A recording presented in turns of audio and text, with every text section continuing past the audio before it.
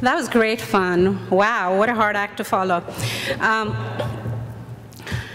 It's amazing and amazingly intimidating being amongst this august gathering, especially having such an excellent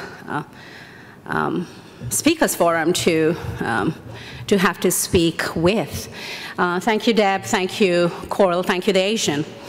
Of course, given the fact that I want to talk about collecting contemporary Indian art, I figured that my PhD in biochemistry is provides a perfect qualification.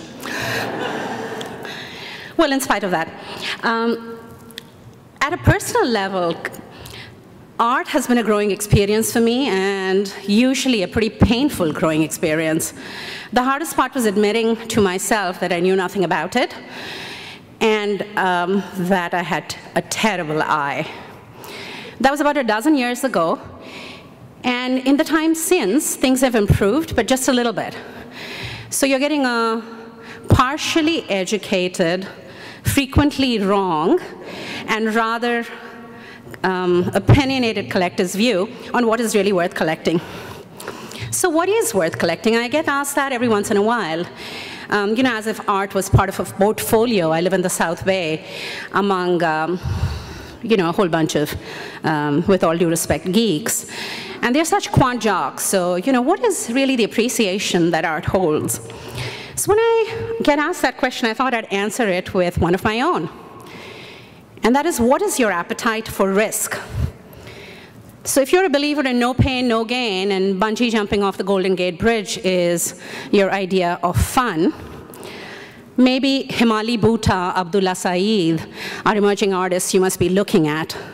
The jury's still out on them, but they are remarkably promising. If you're still pretty adventurous and you're still using your bike, Adila Suleiman and Reena Banerjee, mid-career artists, they're gaining serious mainstream traction. So if you want to collect them, do so soon, please. If only blue chips will do for you, risk-averse somewhat, look at artists who are in major collections already and have had several museum shows. Huma Bhabha, Ranjani Shettar come to mind. And if only the best will do for you, and you're not price sensitive, you're somebody who's been in gold since the Great Depression, maybe Anish Kapoor and Rakib Shah. Let's take a look at each of these artists. And that is the last of my word slides. This is Himali Bhutta, a Mumbai-based artist in her early 30s, a site-specific installation at the Montalvo Art Center. Himali's work is really sublime.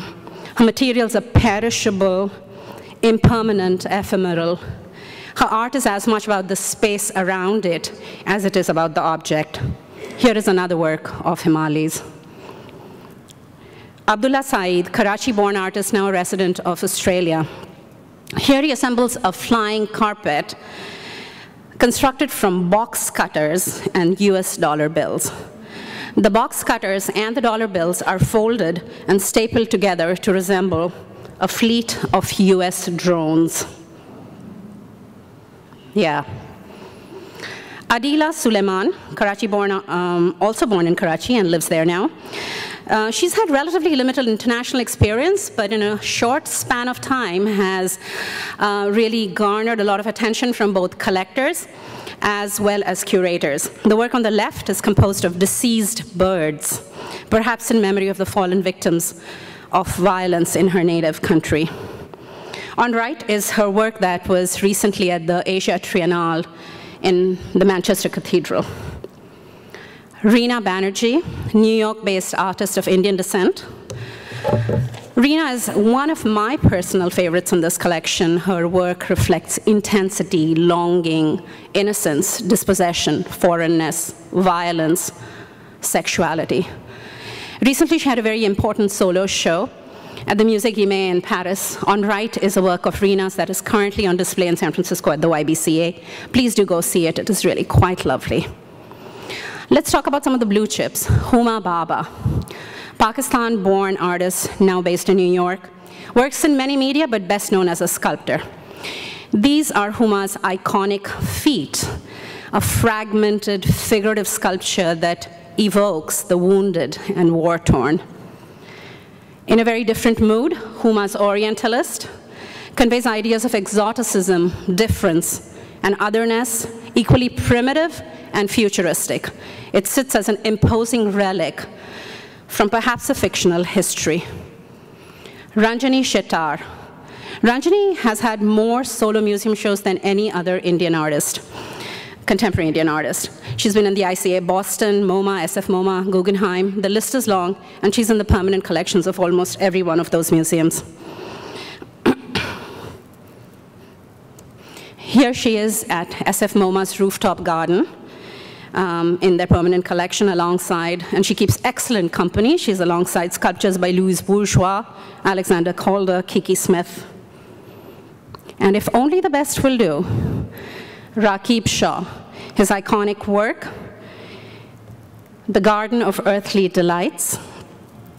Rakib is Kolkata-born, London-based, to Kashmiri parents. His works recall Oriental carpets, Persian rugs, but his work is a lot more violent and sexual than those generally are. Finally, Anish Kapoor. If you have a large living room, you might want to consider this. Chicago's Millennium Park. Happily for collectors, he does have smaller format works that Listen Gallery will be happy to offer you. Thank you for your time.